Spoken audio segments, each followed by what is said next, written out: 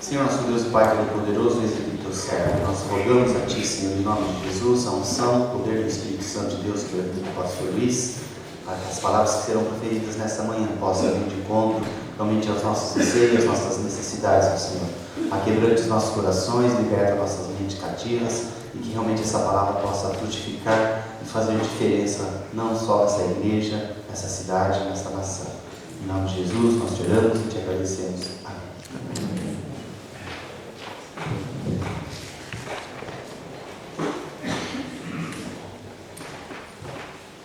Muito bom dia, irmãos. Está tudo bem com cada um? Graças a Deus a gente vai caminhando, né? Obrigado pelas orações. Algumas maratonas que precisam ser feitas. Acho que eu estou ganhando derivelto. Muito bem, irmãos. Nesta manhã, eu queria fazer uma ilustração que está ligado a uma luta que todos nós enfrentamos. E eu me lembro que na época do seminário eu escutei uma mensagem que aquilo produziu alguma coisa muito profunda dentro de mim. Acho que as escamas caíram dos olhos, né? E olhando a palavra de Deus, há algumas percepções, tá? Quero convidar os irmãos, se tiverem suas Bíblias, por favor, no livro de Romanos, capítulo 6.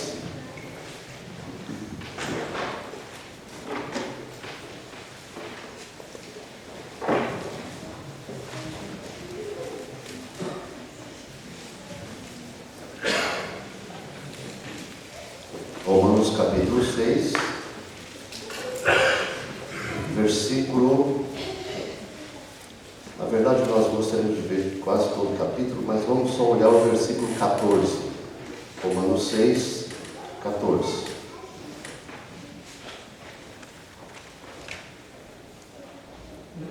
Diz o texto aqui: porque o pecado não terá domínio sobre vós, pois não estáis debaixo da lei, e sim da graça. Porque o pecado não terá domínio sobre vós, pois não estáis debaixo da lei, e sim da graça. Amém, irmãos? Deixa eu perguntar, vocês creem nessa palavra? Amém? O pecado não terá domínio sobre vós. Você crê nisso? Mas então por que vocês continuam pecando? Oh meu Deus, como o coração do homem é complicado, né? Mas quando a gente olha essa palavra e essa orientação que Paulo dá aqui para nós, olha que tremenda riqueza, irmãos. Acho que o livro de Romanos é um livro que a gente tem que ler constantemente. Eu quero mostrar para vocês, irmãos, não vou fazer mágica aqui, mas eu quero mostrar para vocês, talvez isso possa nos ajudar a ver um pouquinho o que o pecado produz na nossa vida, o que traz de consequência para a nossa vida como cristãos, que às vezes a gente não tem aquela percepção do estrago que o pecado está fazendo na nossa vida. Eu vou comparar esse aquário aqui como se fosse nossa vida, o nosso coração. Está aqui. O coração, a vida do nosso irmão Paulo. E você que está rindo, o teu também, viu?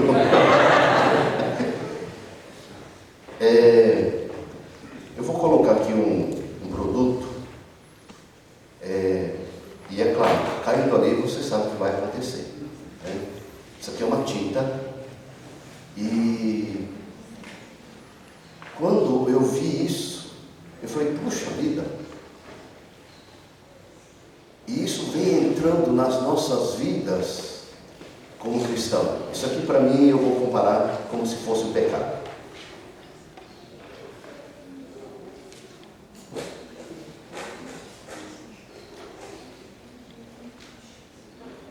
Não sei se ele ali no fundo dá para ver bem.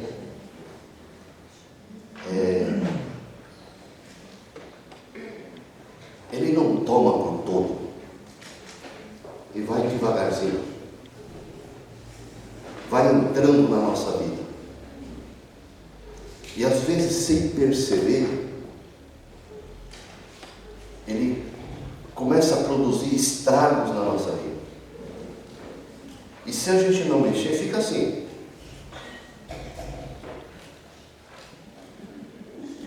Às vezes, Deus precisa fazer uma revolução na nossa vida. E quando Deus mexe na nossa vida, eu acho que é isso que acontece. Acho que precisa de mais pecado aqui dentro.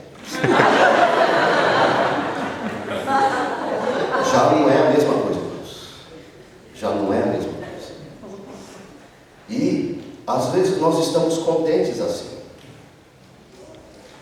E pouco a pouco nós vamos caminhando na nossa vida e o pecado vai entrando. O pecado vai tomando conta da nossa vida.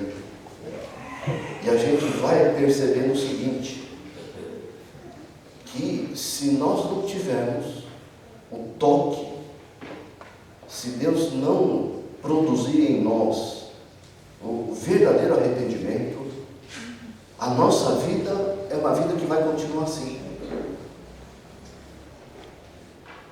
Tá aí. Agora ficou mais. Agora, irmãos, tem um remédio para isso. Glória a Deus, tem um remédio para isso. Deus, no poder, através do sacrifício de Jesus Cristo, Ele é capaz de curar um coração que vai ficando assim. Então, irmãos, vamos lá.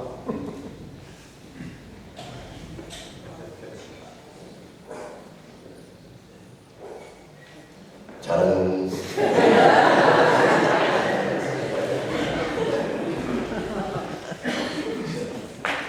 Ó, dou-lhe uma, dou-lhe duas, dou-lhe três. Sinto muito luz. É só Jesus que pode fazer. Não descobri ainda alguma coisa que possa transformar isso aqui. Mas eu conheço, eu sei que o sangue de Jesus, seu Filho, nos purifica de todo pecado. Eu queria ter aqui um produto que jogasse aqui e voltasse ao normal, mas é impossível isso, a não ser que a gente passe por um filtro aqui bem legal. Irmãos, pode ser que a nossa vida esteja assim. Pode ser. Eu gosto daquela ilustração que acho que eu já contei uma vez para os irmãos. A ilustração do porquinho. Vocês se lembram? Quem não lembra, eu vou contar de novo. Irmãos pegaram o porquinho, queriam fazer com ele uma grande façanha. Tiraram da lama definitivamente e manteram limpo. Então foram lá, pegaram o porquinho e deram um banho nele, passaram talco, o porquinho ficou limpinho e cheiroso. Muito bem. Aí os autores dessa grande façanha soltou o porquinho. Ele voltou lá para a lama. Aí, acho que não foi o suficiente. Pegaram ele de novo, lavaram, jogaram um talco, já passaram um perfuminho, puseram uma fitinha, soltaram ele. Irmãos, para onde é que ele foi? Foi para a lama. De novo. Fizeram isso várias vezes, até prenderam ele, até amarraram ele. Mas quando soltava, para onde que o porquinho ia? Para a lama. Irmãos, essa é a natureza dele. Ir para a lama. Faça o que você fizer, esse porquinho vai voltar para a lama. Por quê? Essa é a natureza dele. Eu ia falar, Paulo, desliga aí um pouquinho.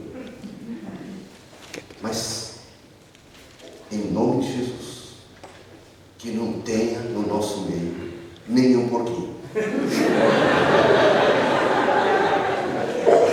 No sentido do quê? Com essa natureza, viu, irmãos? Entenda bem, tá? Sabe por quê, irmãos?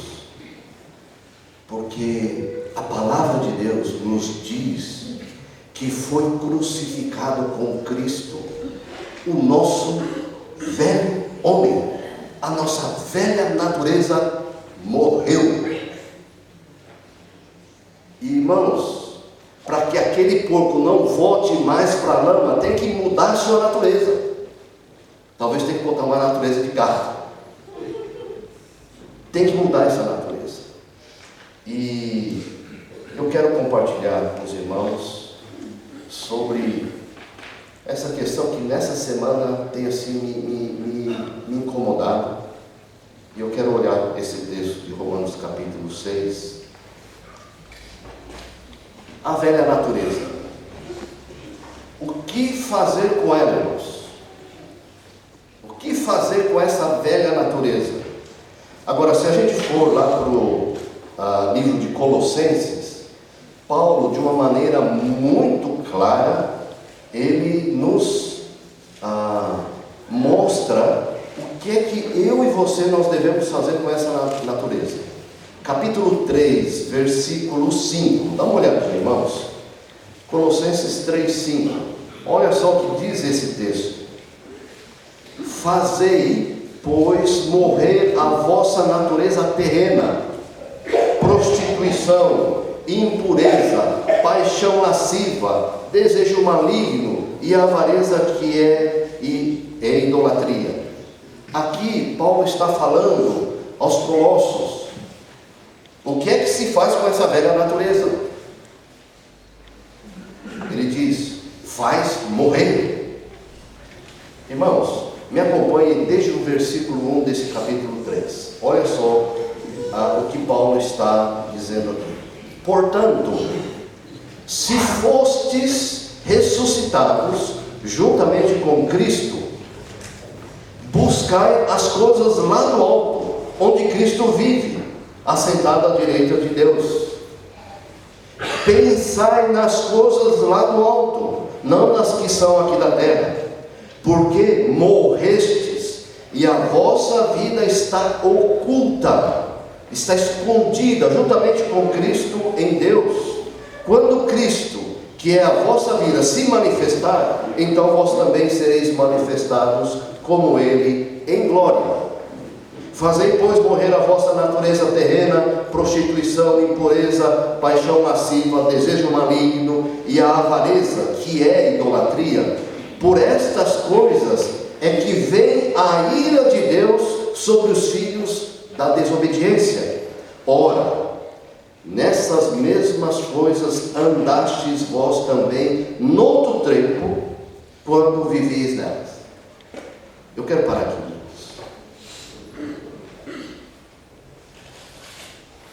Ora, nessas mesmas coisas, ou seja, nessas consequências, nessa maneira de viver da natureza terrena, prostituição, impureza, lascívia, nessas mesmas coisas andastes vós.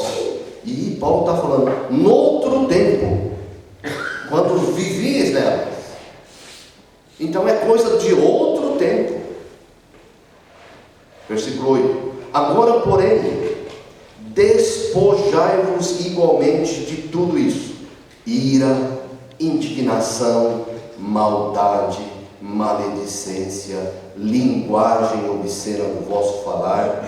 Não mintais uns aos outros, uma vez que vos despistes do velho homem com seus feitos, e vos revestistes do novo homem, que se refaz para o pleno conhecimento, segundo a imagem daquele que o criou, no qual não pode haver grego, nem judeu, circuncisão, nem incircuncisão, bárbaro, cita, escravo, livre, porém Cristo é tudo em todos.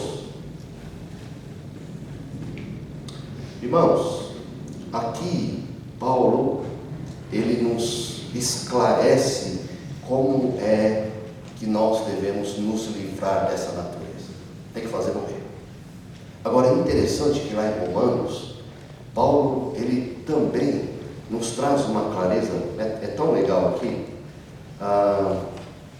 Vamos começar aí desde o capítulo 6, versículo 1. Eu quero pensar com vocês aqui sobre o livramento do pecado, como diz aqui o texto, o título, pela graça. Olha só, que diremos, pois? Permaneceremos no pecado para que seja a graça mais abundante? Aqui é uma pergunta que é feita e que Paulo, ele conhecia muito bem o que estava fazendo, e essa pergunta vai na direção de querer um evangelho que dá licença para fazerem o que, dá licença, claro, para aquelas pessoas, para fazer o que eles bem entendessem. Por isso que vem essa palavra, Que diremos, pois? Permaneceremos no pecado para que seja a graça mais abundante? Ou seja, se a graça de Deus for mais abundante que o pecado, por que não continuar pecando? Bom, a graça de Deus é tão abundante, então eu vou continuar pecando para dar à graça de Deus, a graça divina, a oportunidade de se tornar abundante ao máximo. Aí Paulo, escutando isso, ele já dá uma resposta pronta.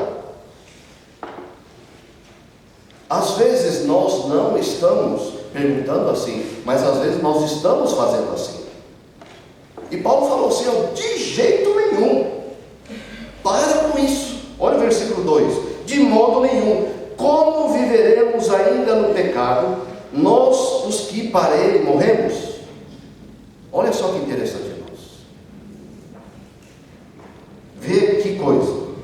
O homem, ele está querendo dar um jeitinho, e mais ainda, às vezes querendo até justificar com a Bíblia. E Paulo, ele refuta aqui nesse versículo 2 de maneira muito forte. E ele olha aqui, que aqui está um princípio carnal.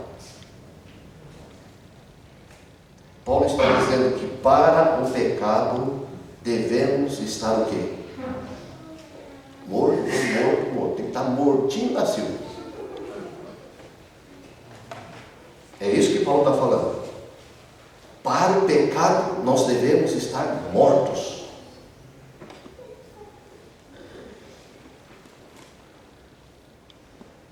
A gente olha aqui, essa postura de quem colocou essas coisas, mostra de maneira bem clara que o problema não foi tratado pela raiz. O problema foi tratado superficialmente. Ou tal pessoa, ela quer continuar vivendo uma vida de escravo, ou seja, escravo do pecado. A questão do pecado para Paulo é que para ele, para o pecado, nós morremos, estamos mortos. Irmãos, não tem outro jeito. Olha o versículo 3. Ou porventura ignorais que todos nós que somos batizados em Cristo Jesus fomos batizados na sua morte?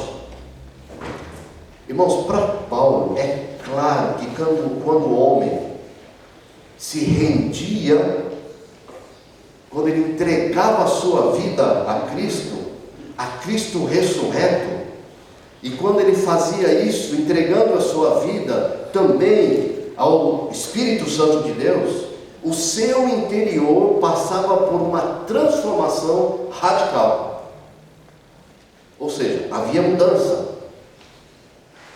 Ali tomava o lugar de uma nova criação. Aí eu lembro lá de 2 Coríntios, né? E assim, se alguém está em Cristo, o que é? Nova criatura. É uma nova pessoa. E este homem, quando acontecia isso na sua vida, ele recebia uma nova natureza. Não a velha natureza, mas uma nova natureza. Que natureza é essa? A natureza de Cristo. Que, irmãos, naturalmente vai fazer produzir os frutos do Espírito. Naturalmente. Então, por isso que Paulo, olha só que interessante, né? Lá em Gálatas capítulo 4, versículo 19, fala assim que Paulo, ele sofre dores de parto até ver Cristo formado em vós. Então é uma caminhada, é um desafio, não é assim, no estalar de dedos. Quando nós olhamos aqui esse versículo 3, nós precisamos entender o que é que significa o batismo. Todos aqui já foram batizados? Ok. Alguns têm uma certa dúvida. Não sei. Irmãos, não se preocupe, eu não vou colocar em situação difícil. Mas você já foi batizado? Sim. Amém? Você sabe o que significa o batismo? Eu sei. Eu vou me tornar membro da igreja Rollins do Boston. Irmãos, também. Mas não é o principal. Não é isso. O batismo tem um significado. Eu fiquei pensando, né? Por que o batismo tem que afundar na água? Não podia ser inventar um outro tipo de batismo? Mas tudo isso, Paulo, ele explica e tem um sentido. Você que foi batizado, e quando você foi afundado na água, tem um significado. O significado do quê? Que morreu. O velho Marcelo morreu. É isso que significa. Quando você é afundado na água, está matando a velha natureza. Morreu. E quando você é levantado da água, não é que a velha natureza também ressuscitou, né? Para muitos a velha natureza está ressuscitando. Não. Morreu o velho homem, agora você se levanta nova pessoa, nova criatura. Eu vi um batismo, mas eu fiz um batismo, a gente assusta às vezes, né? Tem algumas coisas assim. A pessoa quando foi levantada, mas não levantou, pulou. E não era assim jovem, não, era gente assim, meia idade. Porque tal era a alegria, tal era a compreensão daquele ato. Pastor, morreu o meu velho homem. E agora sou nova pessoa em Jesus Cristo. Não que não era, mas ele está testemunhando isso publicamente, a sua fé e aquilo que aconteceu na sua vida. Irmãos, ele estava dizendo assim, irmãos, conhecia Jesus e o meu velho homem morreu. Ele dá um pulo agora. Irmãos, está aqui a nova pessoa, a nova criatura.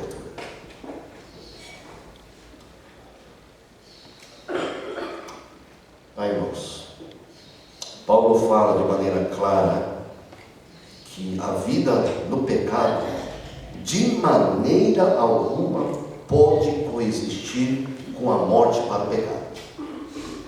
Irmãos, a vida no pecado não pode coexistir com a morte para o pecado. Ou seja, irmãos, você diz que está morto para o pecado, mas vive pecando. Não está certo. Como é que você está morto e continua pecando? Ou você vive pecando e diz que está morto com o pecado. Não está batendo. Quando a gente olha aqui, capítulo 6, versículos 3 até o versículo 10, vamos continuar aqui, né? Versículo 3: ou porventura ignorais que todos nós que fomos batizados em Cristo Jesus, fomos batizados na sua morte? Lá em Gálatas, capítulo 3, versículo 27, lá diz assim: todos quantos fostes batizados em Cristo, de Cristo vos revestiste. Olha só Paulo falando: todos quantos fostes batizados em Cristo, de Cristo vos revestistes. E junto com isso se torna membro do corpo de Cristo. Versículo 4, versículo 5: fomos, pois, sepultados com ele na morte pelo batismo, para que, como Cristo foi ressuscitado dentre os mortos, pela glória do Pai, assim também andemos nós em novidade de vida. É nessa condição que nós somos colocados, andar em novidade de vida.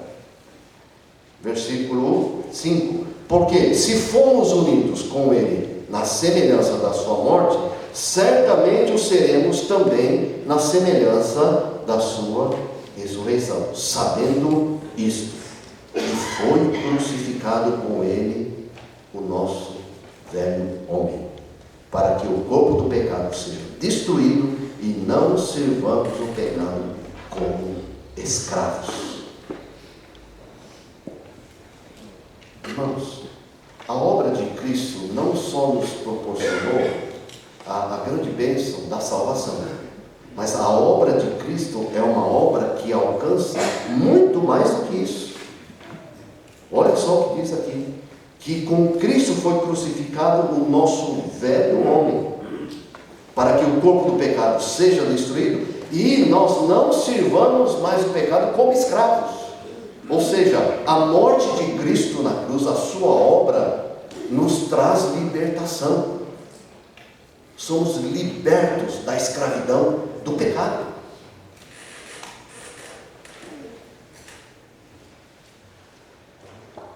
Versículo 7: porquanto quem morreu está justificado do pecado. Ora, se já morremos com Cristo, cremos que também com ele viveremos, sabedores de que, havendo Cristo ressuscitado dentre os mortos, já não morre, a morte já não tem domínio sobre ele, pois quanto a ter morrido de uma vez, olha só que interessante, para sempre morreu para o pecado, mas quanto a viver, vive para Deus. Irmãos, eu estava pensando aqui que uma coisa que pode nos ajudar é nós nos apossarmos disso pela fé, que uma vez para sempre, eu e você, nós morremos para o pecado, e quanto a viver, vive para Deus.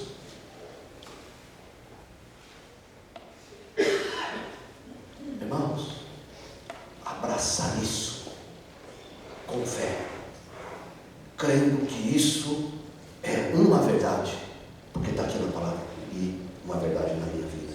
Assim também, olha irmãos que interessante aqui, hein? Paulo falando: assim também vós considerai-vos mortos para o pecado, mas vivos para Deus em Cristo Jesus. Para nós, eu e você, nos considerarmos mortos para o pecado e vivos para Deus. Muitos não têm se considerado mortos para o pecado. Muitos têm até demonstrado que estão mortos para com Deus. Estão bem vivos para o pecado. Agora, versículo 12, Paulo fala assim: olha, não reine, portanto, o pecado em vosso corpo mortal, de maneira que obedeçais às suas paixões. Não deixe que esse pecado reine, te domine, e você, como diz aqui, obedeça às suas paixões. Por quê? Isso não é de nós, irmãos. Não pode ser de nós. Porque quem faz isso é porque está escravo do pecado. E nós não somos mais escravos do pecado, porque o pecado não nos domina mais.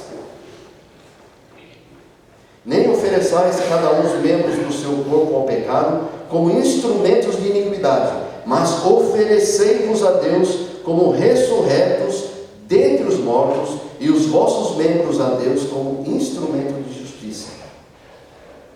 O meu coração, a minha vida, é um oferecer, não para o pecado, mas para Deus. Aí o versículo 14: porque o pecado não terá domínio sobre vós, pois não estáis debaixo da lei, e sim da graça. O pecado não vai ter domínio. Amém, irmãos? Esse amém é para mim. Deus, o pecado não vai me dominar. Sabe por quê, irmãos? A palavra de Deus fala que as nossas transgressões nos separam de Deus. As nossas iniquidades nos separam de Deus. Os nossos pecados nos faz afastar de Deus. E o inimigo, ele sabe muito bem disso. E ele vai tentar de todos os jeitos a nos afastar de Deus. Por quê? Quando eu e você estamos longe de Deus, é presa fácil. Então ele vai dar um jeitinho.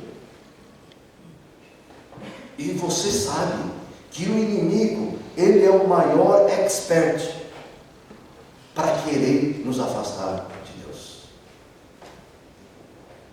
E ele é baixo. Ele faz de tudo.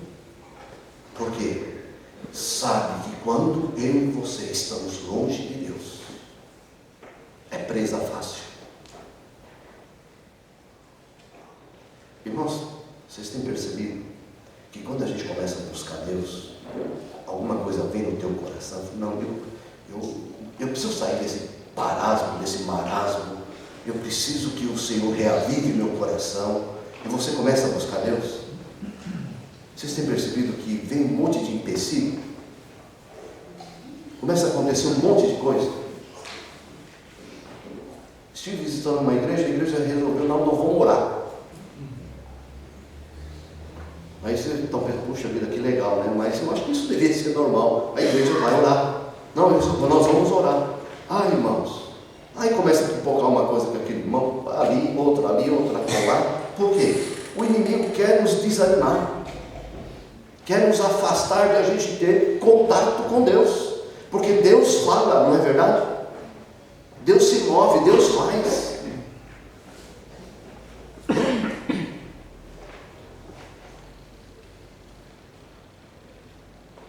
Por que a gente está ainda pecando?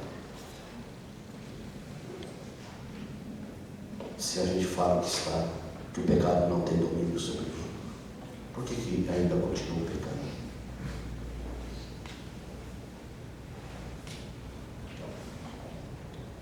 Olha só. Vós, pois, não estáis debaixo da lei, e sim da graça. Irmãos, a lei exige obediência. Ou seja, a lei exigia a obediência. Mas, irmãos, a graça, ela dá poder para obedecer. A graça, ela rompe o domínio do pecado. Coisa que a lei não consegue fazer. Por isso que constantemente nós precisamos estar debaixo da graça de Deus. Graças a Deus, né? Irmão José sempre está debaixo da graça.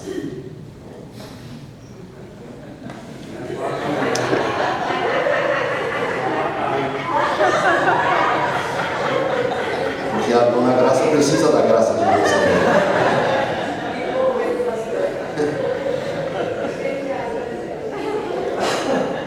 Irmãos, aqui não tem homem que vai consertar esse negócio. e coloca a outra mão. Esse é o jeito. Mas Deus não faz isso. Não te jogou fora. E nem vai te jogar fora. Porque isso não está no jeito de Deus. E não está no caráter de Deus fazer isso. O que ele faz? Ele manda seu único filho para dar a solução para isso. E o sangue de Jesus, seu filho, nos purifica de todo pecado. Aí, irmãos, numa decisão, podemos entender que o pecado não vai mais me dominar. Deixa eu perguntar aqui, quem tinha costume de mentir? Não precisa levantar a mão. Tem pessoas que tinham costume de mentir. Costume, né? A gente fala costume para amenizar uma palavra, pecado, né? Tem um pecado de mentir. Conhece Jesus, Jesus começa a fazer a obra no coração, passou 10 anos, você para assim, caramba, faz 10 anos que eu não minto. Percebe? Que a gente não percebe isso? É a graça de Deus. Antes, irmãos, eu ficava nervoso. Qualquer coisa eu ficava nervoso. Acho que eu contei para vocês, né? Meu pai quase me mandou num lugar especial para tratar desse nervosismo. Irmãos, eu fico pensando, faz um bom tempo que eu não fico nervoso. Eu só fico com raiva.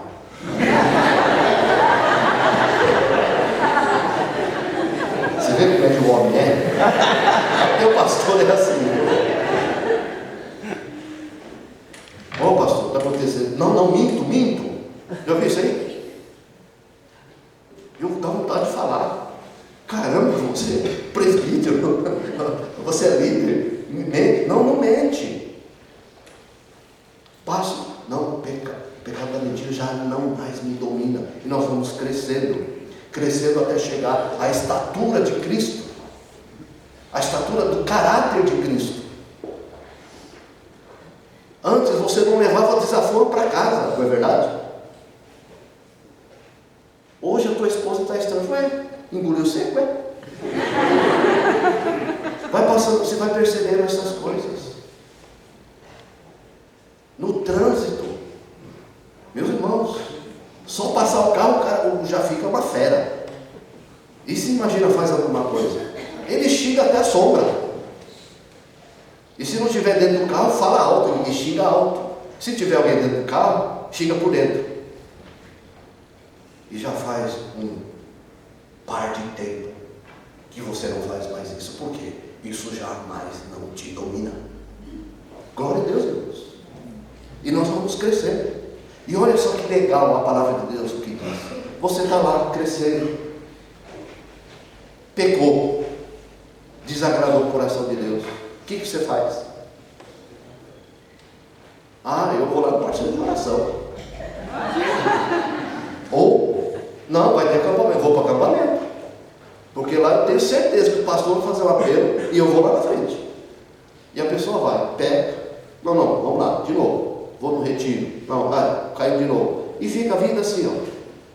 Não cresce. Olha só o que a palavra de Deus diz. Você pecou. O que a palavra de Deus diz? Confessa, irmão. Arrepende. E levanta e continua crescendo. E vai crescendo. E você vai perceber que aquilo que você fazia antes, você não faz mais. Por quê? Essa palavra se torna verdade. O pecado não mais te domina. Aqui Satanás não me pega nunca mais. Por quê? Isso aqui não mais me domina. Certamente, na caminhada vai haver outros grandes desafios.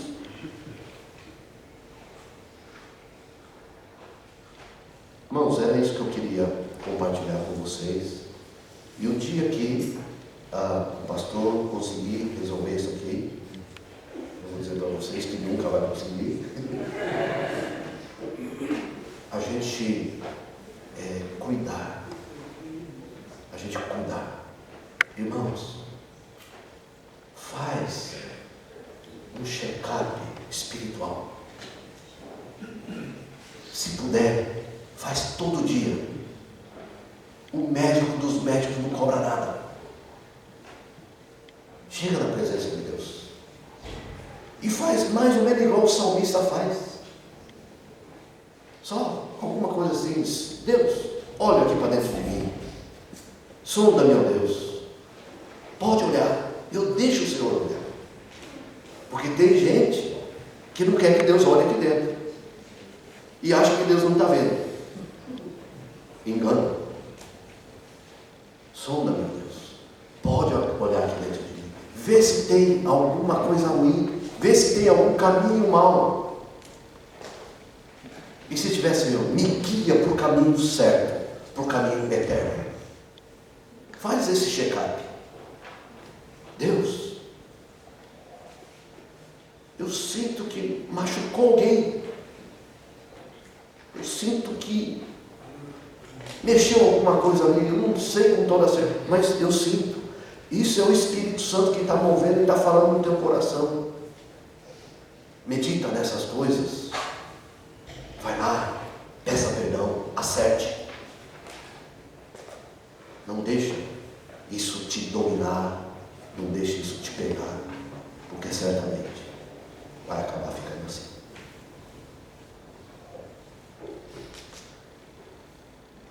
Vamos cobrar nossas cabeças.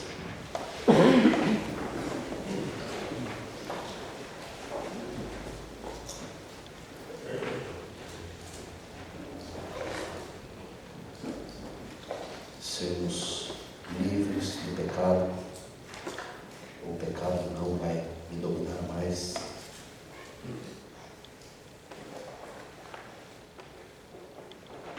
Porque lá com Cristo, oh Jesus, lá contigo, o meu velho homem foi crucificado e está morto.